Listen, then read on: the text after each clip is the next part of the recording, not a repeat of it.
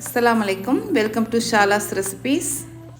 இன்றைக்கி நம்ம என்ன ரெசிபி பார்க்க போகிறோம்னா ரிஃப்ரெஷிங்கான லெமன் கேக் தாங்க பார்க்க போகிறோம். இந்த கேக் அவ்வளோ சாஃப்டாகவும் ஜூஸியாகவும் இருக்குங்க சாப்பிட்றதுக்கு. ஓவன் இல்லாமல் இட்லி பாத்திரத்தில் எப்படி செய்யலான்னு காமிக்கிறேன். வாங்க எப்படி செய்யலான்னு பார்க்கலாம்.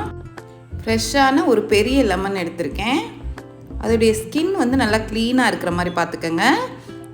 எசன்ஸ் எதுவுமே சேர்க்காம இந்த ஸ்கின்னில் நமக்கு அந்த ஃப்ளேவர் கொடுக்கும். அதனால இந்த ஸ்கின்னை நம்ம கேக்கில் சேர்த்துட்டு உள்ள ஒயிட்டை நம்ம சீவக்கூடாது, ஏன்னா கசக்க ஆரம்பிச்சிடும் கேக்கு. இதை ஒரு ஓரமாக வச்சிடலாம். இப்போ ஒரு பவுலில் ஒரு எக் எடுத்துக்கோங்க. 1/4 கப் ஒயிட் சுகர்.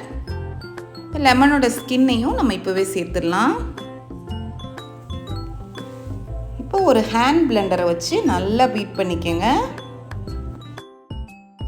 நல்லா ஸ்மூத் ஆகணும், அந்த அளவுக்கு பீட் பண்ணிக்கோங்க. அப்போ தான் கேக் நமக்கு நல்லா சாஃப்டாக கிடைக்கும்.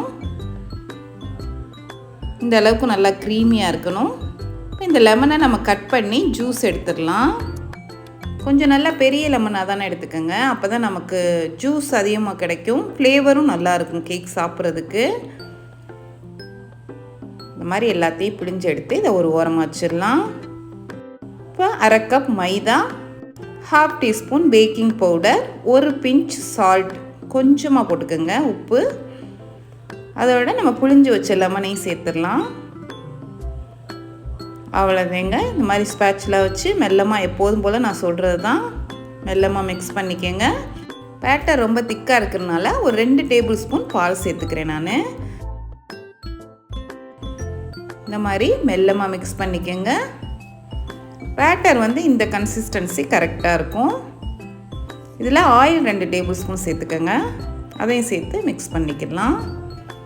அவ்வளோதாங்க, நம்ம எல்லா இன்க்ரீடியன்ட்ஸ் சேர்த்தாச்சு. நான் ஃபுட் கலர் சேர்க்கலை, நேச்சுரலான கலரே இருக்கட்டும். ஒரு பெரிய சைஸில் மக்கு எடுத்துருக்கேன் நான். அதில் ஆயில் அப்ளை பண்ணி மைதாவை டஸ்ட் பண்ணி விட்டுருக்கேன். இப்போ நம்ம செஞ்சு வச்ச பேட்டரை அதில் சேர்த்துடலாம்.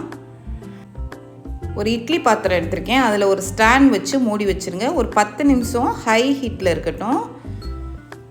இப்போ ஹீட் ஆயிடுச்சு. இப்போ நம்ம செஞ்சு வச்ச பேட்டரை உள்ளே வச்சிடலாம். மீடியம் ஃப்ளேமில் ஒரு 20 நிமிஷம் நீங்கள் வச்சுருங்க, பேக் ஆகட்டும். அவ்வளோதேங்க, பேக் ஆயிடுச்சு. இப்போது ஒரு டூத் பிக் வச்சு நம்ம செக் பண்ணி பார்க்கல, க்ளீனாக வரணும், குக் ஆயிடுச்சுன்னு அர்த்தம். இதை எடுத்து வெளியில் வச்சிடலாம். கம்ப்ளீட்டாக ஆற விட்டுருங்க, அப்போ தான் நமக்கு ரிமூவ் பண்ணையில் ஈஸியாக இருக்கும். இப்போ ஆறிடுச்சுங்க. கத்தி ஏதாவது இந்த மாதிரி ஸ்பூன் வச்சு இந்த மாதிரி கார்னரை ரிமூவ் பண்ணிவிட்டு அன்மோல்டு பண்ணிடலாம். இதுக்கு மேலே கார்னிஷிங் பண்ணுறதுக்கு ஒரு 3 டேபிள் ஸ்பூன் பவுடர் சுகர் எடுத்துக்கோங்க. 1 டீஸ்பூன் லெமன் ஜூஸ் எடுத்து நல்லா மிக்ஸ் பண்ணிக்கோங்க.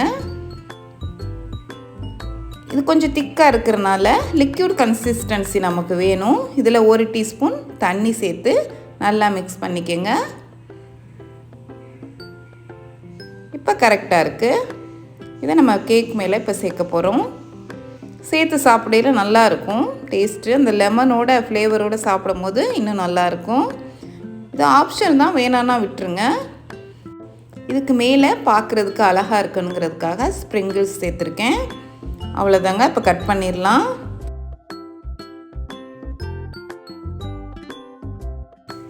இப்போ கட் பண்ணி காமிக்கிறேன் பாருங்கள், எவ்வளோ சாஃப்டாக இருக்குன்னு.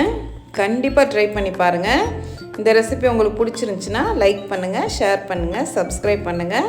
இன்ஷா அல்லாஹ் நெக்ஸ்ட் வீடியோவில் பார்ப்போம். தேங்க்ஸ் ஃபார் வாட்சிங். பாய்.